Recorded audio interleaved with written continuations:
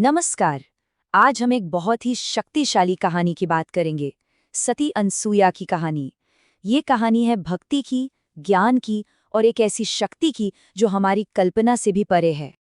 सोचिए जरा, हिंदू धर्म के 3 सबसे शक्तिशाली देवता एक पालने में छोटे छोटे असहाय बच्चों की तरह। ये कैसे हो सकता है?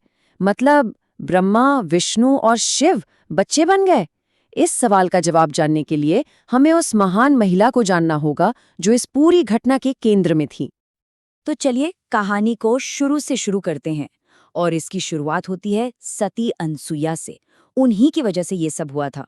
और उनका नाम ही उनकी सबसे बड़ी पहचान है। एक ऐसी स्त्री जो जेलसी मतलब ईर्ष्या से बिल्कुल परे थी। देखिए, उनके नाम का मतलब ही कितना गहरा है। अनसूया यानी अन और असूया। असूया का मतलब है ईर्ष्या, तो अनसूया का मतलब हुआ ईर्ष्या से रहित। और ये सिर्फ एक नाम नहीं था, ये उनके पूरे कैरेक्टर का, उनके पूरे अस्तित्व का सार था। और यकीन मानिए, यही इस पूरी कहानी की चाबी है। तो कौन थी ये अनसूया? वो महान ऋषि अत्रे की पत्नी थी। चित्रकूट के खूबसूरत घने जंगलों में उनका एक आश्रम था जहां वो रहती थी। और उनकी भक्ति और पवित्रता की चर्चा अरे तीनों लोकों में थी। ऐसा कहा जाता था कि उनका जो पतिव्रत धर्म था, अपने पति के प्रति जो उनकी निष्ठा थी, वही उनकी अपार स्पिरिचुअल पावर्स का सोर्स थी। सब कुछ ठीक चल रहा था और फिर कहानी में आता है एक ट्विस्ट। और ये ट्विस्ट लेकर आते हैं देवऋषि नारद। अब नारद मुनि तो जानते ही हैं, वो तीनों लोकों में घूमते रहते हैं। वो पहुंचे देवियों के पास, लक्ष्मी, पार्वती और सरस्वती जी के पास। और वहां जाकर उन्होंने अनसुया की भक्ति की इतनी ज्यादा तारीफ कर दी कि देवियों के मन में ईर्ष्या जाग उठी। अब जाहिर है, नारद मुनि की ये बातें सुनकर देवियों को अच्छा नहीं लगा। उनके मन में जलन की एक आग सी भड़क गई। उन्हें ये बात हजम ही नहीं हो रही थी कि कोई आम इंसान, कोई मॉर्टल वुमेन उनसे ज्यादा गुणी कैसे हो सकती है। तो उन्होंने क्या किया?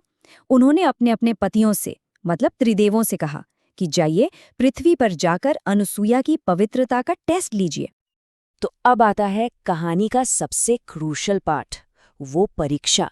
एक ऐसी परीक्षा जो लगभग नामुमकिन थी। चलिए देखते हैं कि इस परीक्षा में आखिर हुआ क्या। तो सीन को इमेजिन कीजिए। ऋषि अत्रि किसी काम से आश्रम से बाहर गए हुए हैं। अनसुया आश्रम में अकेली हैं। और तभी उनके दरवाजे पर 3 साधु आते हैं भिक्षा मांगने। अब अतिथि तो देव समान होते हैं, तो अनसुया उनका स्वागत करती हैं। पर उन्हें क्या पता था कि ये साधारण साधु नहीं, बल्कि भेष बदलकर खुद त्रिदेव आए हैं। और फिर उन साधुओं ने एक ऐसी शर्त रखी जिसे सुनकर कोई भी चौंक जाए। उन्होंने कहा, हम भिक्षा तो लेंगे, पर एक शर्त है, तुम्हें हमें निर्वस्त्र होकर भोजन परोसना होगा। सोचिए, क्या मुश्किल सिचुएशन होगी। एक तरफ अतिथि को भूखा नहीं लौटा सकते, वो धर्म के खिलाफ था, और दूसरी तरफ अपनी मर्यादा, अपना पतिव्रत धर्म। आखिर क्या करती अनसुया? अतिथि को मना करना भी पाप था, और उनकी ये शर्त मानना तो असंभव था। इस भयानक दुविधा में अनसुया ने अपनी बुद्धि और अपनी स्पिरिचुअल पावर का इस्तेमाल किया और एक ऐसा हल निकाला जिसकी किसी ने कल्पना भी नहीं की थी। अनसुया कोई साधारण स्त्री तो थी नहीं। उन्होंने अपनी दिव्य दृष्टि से फौरन पहचान लिया कि ये कोई आम साधु नहीं, बल्कि त्रिदेव उनकी परीक्षा लेने आए हैं। और जैसे ही उन्हें ये पता चला, वो घबराई नहीं, बल्कि उन्होंने सिचुएशन को अपने हाथ में ले लिया। तो उन्होंने क्या किया? सबसे पहले उन्होंने अपने प्रति ऋषि अत्रि का मन में ध्यान किया। फिर हाथ में थोड़ा पवित्र जल लिया और उसे त्रिदेवों पर छिड़क दिया। और जानते हैं क्या हुआ?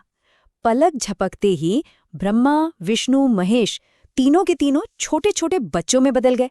अब देखिए, शर्त भी पूरी हो गई और मर्यादा भी नहीं टूटी। अब एक माँ तो अपने बच्चों को दूध पिला ही सकती है ना। उन्होंने ठीक वैसा ही किया।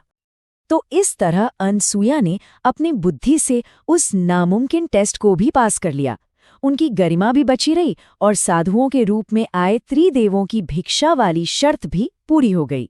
तो हमारे सबसे पहले सवाल का जवाब मिल गया कि कैसे त्रिदेव बच्चे बन गए। वो असल में किसी और की परीक्षा लेने आए थे और खुद ही उसमें फंस गए। पर रुकिए, कहानी अभी खत्म नहीं हुई है। आखिर त्रिदेव बच्चे बन गए तो उसके बाद क्या हुआ? चलिए अब जानते हैं कि इस घटना का नतीजा क्या निकला। अब जब बहुत टाइम तक त्रिदेव वापस स्वर्ग नहीं लौटे तो देवियां परेशान हो गईं। लक्ष्मी जी, पार्वती जी, सरस्वती जी तीनों चिंता में पृथ्वी पर चित्रकूट पहुंची। वहां जाकर जब उन्होंने सब देखा तो उन्हें अपनी गलती का एहसास हुआ।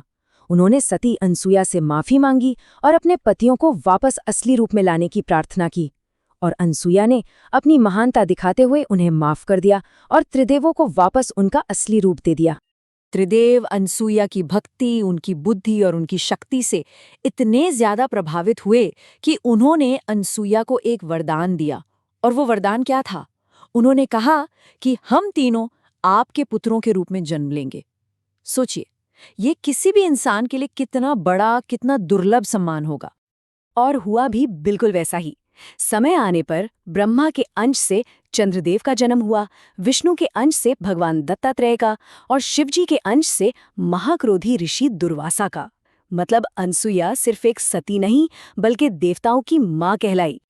और उनकी ये लेगेसी आज भी हमारे बीच जिंदा है। हर साल दत्ता जयंती का जो त्योहार मनाया जाता है वो असल में भगवान दत्तात्रेय के जन्म का ही उत्सव है। ये त्योहार हमें अनसुया और त्रिदेवों की इसी अद्भुत कहानी की याद दिलाता है। लेकिन अनसुया का प्रभाव सिर्फ इसी एक कहानी तक नहीं है, उनका योगदान बहुत बड़ा है। ऐसा भी माना जाता है कि चित्रकूट में जो मंदाकिनी नदी है उसे वही अपनी तपस्या के बल पर पृथ्वी पर लाई थी ताकि सालों से चले आ रहे सूखे को खत्म किया जा सके। और तो और, जब रामायण में भगवान राम और माता सीता वनवास पर थे तब वो भी अनसुया के आश्रम पहुंचे थे और वहां माता सीता ने अनसुया से पति धर्म पर ज्ञान लिया था। रामायण में इसका जिक्र है जहां अनसुया माता सीता को सलाह देती हैं। वो कहती हैं कि एक स्त्री के लिए अपने पति की आज्ञा का पालन करना ही सबसे बड़ी तपस्या है और इसी से उसे स्वर्ग मिलता है। ये शब्द उनके ज्ञान को और उस समय के आदर्शों को दिखाते हैं जिनकी वजह से हिंदू धर्म में उनका इतना सम्मान है। तो आखिर में ये कहानी हमें एक बहुत ही गहरे सवाल के साथ छोड़ जाती है। क्या ये कहानी सिर्फ पति के प्रति समर्पण की है या फिर ये दिखाती है कि सच्ची भक्ति और सूझबूझ में इतनी ताकत होती है कि वो सबसे बड़ी चुनौती को भी पार कर सकती है, यहाँ तक कि देवताओं को भी मात दे सकती है? इस पर सोचना तो बनता है।